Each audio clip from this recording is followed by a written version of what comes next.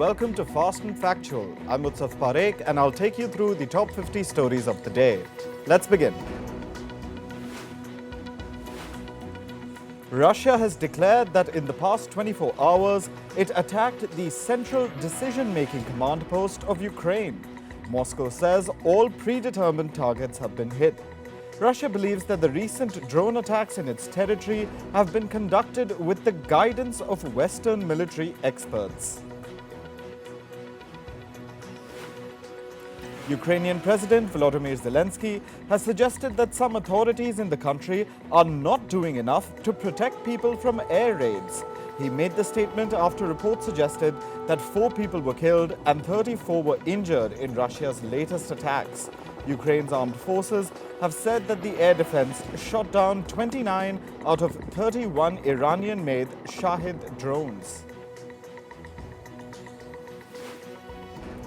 US Secretary of State Antony Blinken has urged Turkey to immediately finalize Sweden's NATO bid. He said that the Nordic country has already taken significant steps to address Ankara's objection to its membership.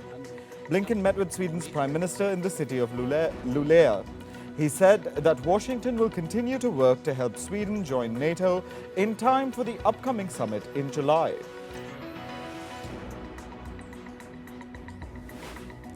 Dozens of Serb protesters gathered in the town of Zvecan in northern Kosovo. They demanded the removal of a new mayor who is an ethnic Albanian. Protesters raised a giant Serbian flag. They emphasized their intentions to keep the protest peaceful. This comes after a violent protest broke out on Monday. More than 30 of NATO's peacekeeping soldiers were injured. NATO will send 700 more troops to Kosovo. NATO Secretary General Jens Stoltenberg has said that another battalion will be put on high alert. This comes as unrest in the region has intensified. Clashes broke out after ethnic Albanian mayors took office in the country's Serb-majority area. Some 4,000 NATO troops are already deployed in Kosovo. North Korea has said that its spy satellite launch has failed. The rocket's second stage malfunctioned. The launch reportedly failed due to instability in the engine and fuel system. The satellite crashed into the sea. This was North Korea's 6th satellite launch attempt and the second one since 2016. North Korea's failed launch triggered sirens in Japan and South Korea. The Japanese government issued an emergency warning for residents. They were asked to take shelter. Meanwhile, South Korean authorities asked citizens to prepare for a potential evacuation. The United States has said that a Chinese fighter jet carried out a quote-unquote unnecessarily aggressive maneuver near a US military plane over the South China Sea. The statement said that a Chinese J-16 aircraft carried out the risky move last week. It forced the US aircraft to fly through its turbulence. This isn't the first time something like this has happened. In December last year, a Chinese military plane came within 3 meters of a US Air Force aircraft. The US aircraft had been forced to take evasive maneuvers to avoid a collision.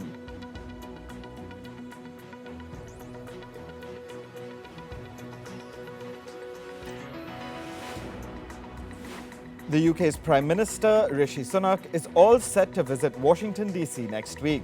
He will hold talks with US President Joe Biden. The two leaders will discuss economic ties, military support for Ukraine, and the ongoing war. This will be Sunak's first official visit to Washington since he became Britain's Prime Minister last October. Nepal's Prime Minister Pushpa Kamal Dahal or Prachanda has arrived in India's capital, New Delhi. He's in India for a 4-day official visit. He will meet India's Prime Minister, President and Vice President. The leaders will hold talks on bilateral partnerships between India and Nepal. Clashes broke out between indigenous groups and police officials in Brazil. The protest was over a bill that would limit the indigenous people's ability to win protected status for their ancestral lands. Protesters outside Sao Paulo used bows and arrows to attack police officials. The police in turn resorted to tear gas to disperse the protesters. Heavy rainfall caused flash floods in Turkey's capital, Ankara. Cars will have stranded in an underpass after the main roads were flooded. Trapped drivers were rescued by the emergency services. The European Union is looking to double its aerial firefighting fleet this summer. For the upcoming wildfire season, the EU will add 24 planes and 10 helicopters to its fleet. The EU has cited rising forest fires caused by climate change as the reason behind the fleet expansion. Last year, at least 21 out of the 27 EU members reported forest fires. A team of experts from the United Nations will remove oil from a decaying tanker off the coast of Yemen. The decaying ship has more than 1 million barrels of oil stored on board. UN experts have warned that the ship is on the verge of breaking and sinking. This could lead to a massive oil leak near Yemen. Changing climate and weather patterns are taking a toll on wheat farmers in the enclave of Gaza. The lack of rain and spells of extreme heat are damaging crops. According to a local farmers' body, wheat harvests have fallen by over 1,000 tons since last year. Climate activists are struggling to keep Kyrgyzstan's Lake Issyk free from plastic waste. Over 20 tons of cellophane plastic has been removed from the lake since the start of this year. Meanwhile, activists have pledged to clean the lake on the 5th of June annually. This will be done to celebrate World Environment Day. They vowed to remove plastic from the lake for the next 50 years.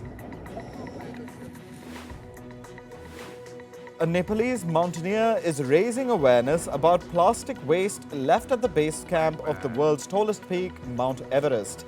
Tenzin Sherpa said that he removed over 200 kilograms of litter left behind at the camp.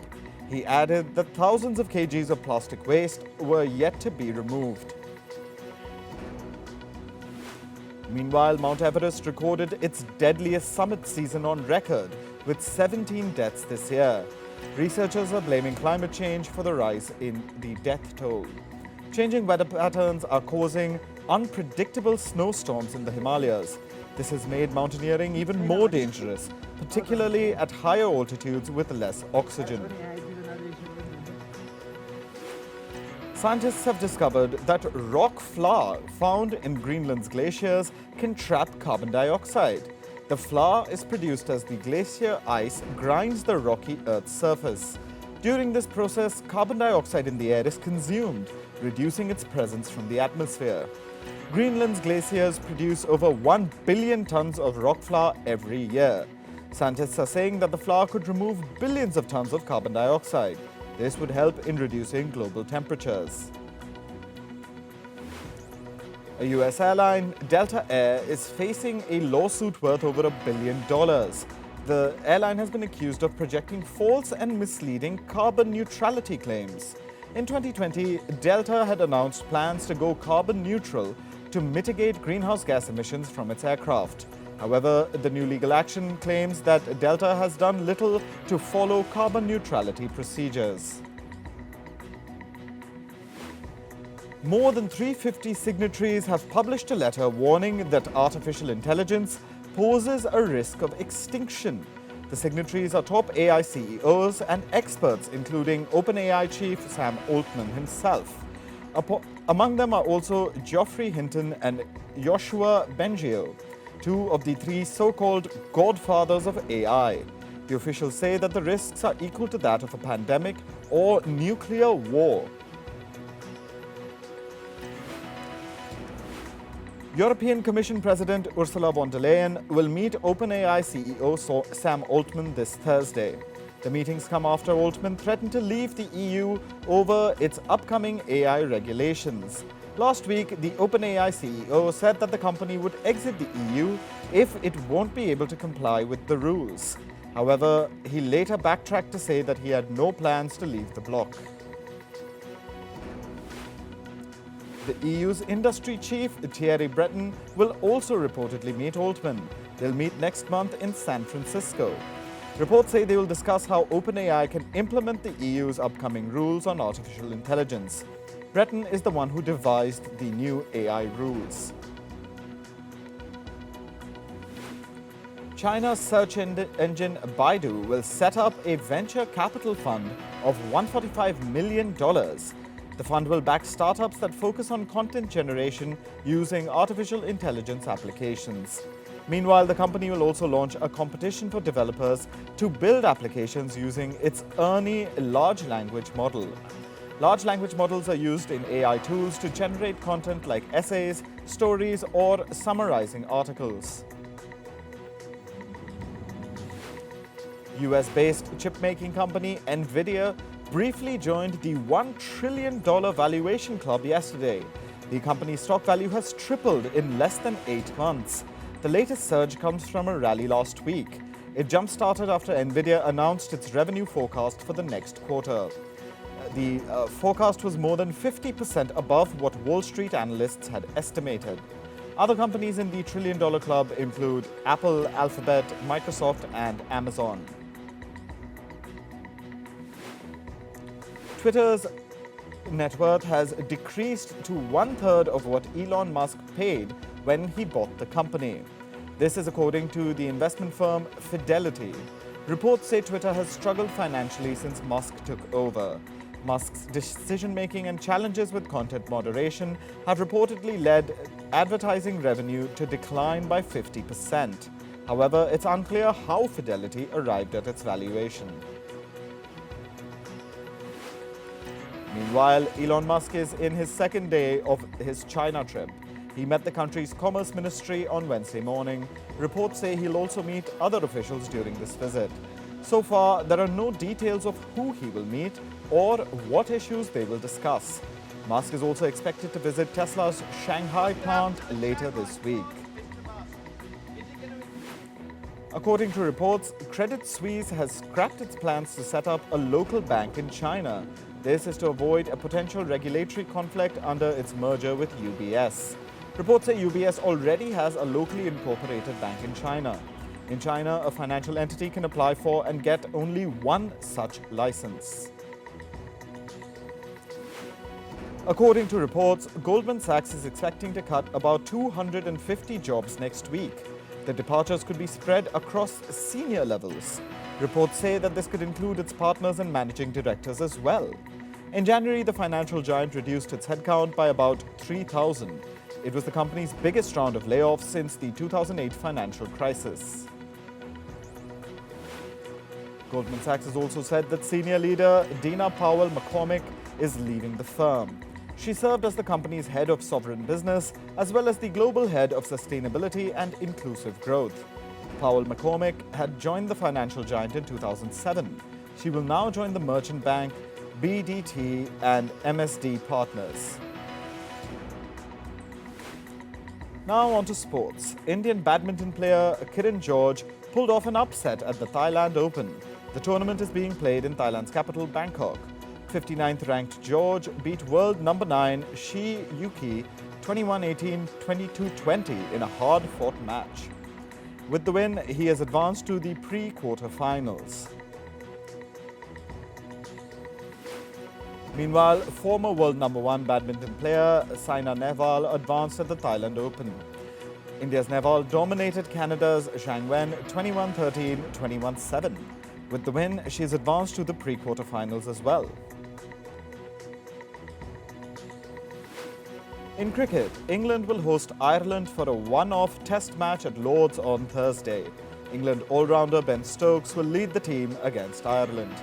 Meanwhile, pacer James Anderson has been ruled out from the English side due to injuries. He'll be replaced by Josh Tongue, who will make his international debut.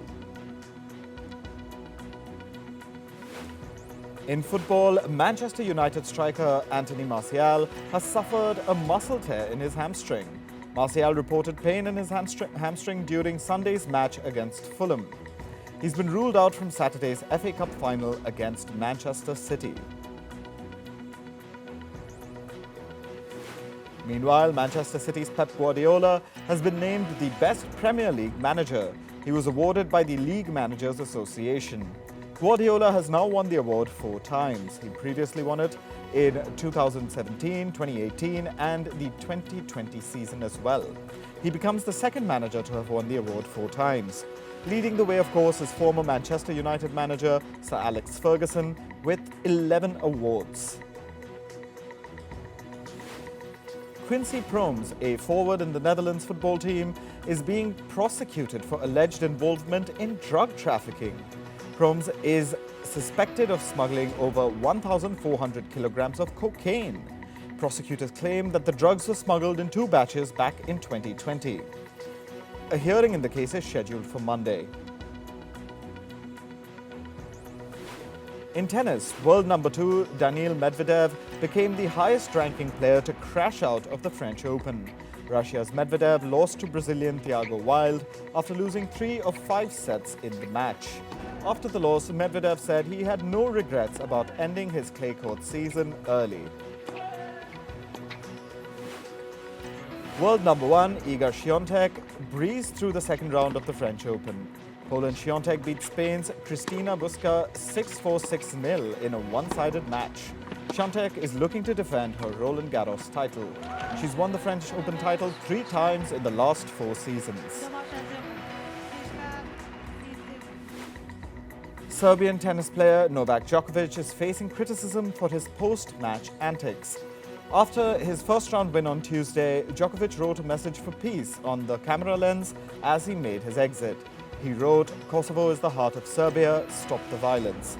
The French sports minister has called the Serbian player's message, quote-unquote, inappropriate. Meanwhile, Kosovo Olympic authorities have asked the International Olympic Committee to take action against Djokovic. Latvia has declared a national holiday to commemorate the national team's win in the recent Ice Hockey World Championships. The Baltic nation has shocked heavyweights USA to earn the bronze medal on Sunday. They won 4-3 in overtime. This is the first time that Latvia has won a medal at the Ice Hockey World Championships. Veteran American actor and filmmaker Al Pacino is set to become a father at the age of 83. Al Pacino will have his 4th child with his 29-year-old girlfriend Noor Alfallah. The couple has reportedly been dating quietly since the COVID-19 pandemic. India's veteran actor Zeenat Aman has shared new pictures on Instagram. She says that the photos were inspired by Hollywood actor Audrey Hepburn. She also said that she would have loved to play the character of Moira Rose in the hit series Schitts Creek. HBO has said that nearly 3 million people watched or streamed the series finale of Succession on Sunday night. This has beat the first night record of 2.75 million for an episode that aired on April 30th. The series finale provided an answer to the question central to the story. American actor Ming Na Wen has got her star on the Hollywood Walk of Fame. She witnessed the unveiling of her star alongside her co-actors from the film The Joy Luck Club. The actor has been a soap star, a primetime star, a star of the Star Wars universe, and a Disney legend. The Little Mermaid has made a return to the big screen. The movie has earned about $118 million. This is the 5th highest in Memorial Day box office opening history. The film has managed to draw audiences from multiple generations. Remember, the original Ariel movie was released back in 1988. Actor Chris Hemsworth has said that he's open to returning to the Marvel Cinematic Universe, but he has one condition. He said he does not want to leave the audience exhausted. Hemsworth told a news publication that his decision to return to the MCU will depend on the story. He said the story needs to be unique. John Wick director Chad Stahelski has said that he's open to directing more films and spin-offs in the franchise. Lionsgate chairperson Joe Drake had recently revealed that a 5th movie in the Actions franchise is in the works. Meanwhile, Stahelski has confirmed that he will consider making a return with another John Wick movie if provided with the perfect story. Actor Sydney Sweeney has said that she creates character books for every character she's played. She told a magazine that she built the character's entire life from the day they're born to the first page of the script. She added that she looks at all her characters as real people. Sydney Sweeney is best known for playing Cassie Howard in the drama series Euphoria. Korean actor-singer Lee Seung-gi has deleted all the posts from his official Instagram account. This caused worries among his 4 million followers on the social media platform. However, the artist's management agency has issued a clarification. The agency says that the move has been made for renewal purposes. Singer Sia has opened up about being diagnosed with autism. During a podcast, Sia said, and I quote, "For 45 years, I was like, I have got to go put my human suit on. And only in the last 2 years have I become fully myself." Sia, who sang hits including Chandelier and Unstoppable, faced criticism from the autism community. She was slammed over the casting of actor Maddie Ziegler, who portrayed a character with autism in one of Sia's music videos.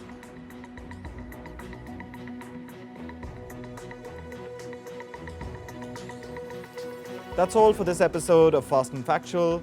Thank you for watching. Stay tuned to Firstpost.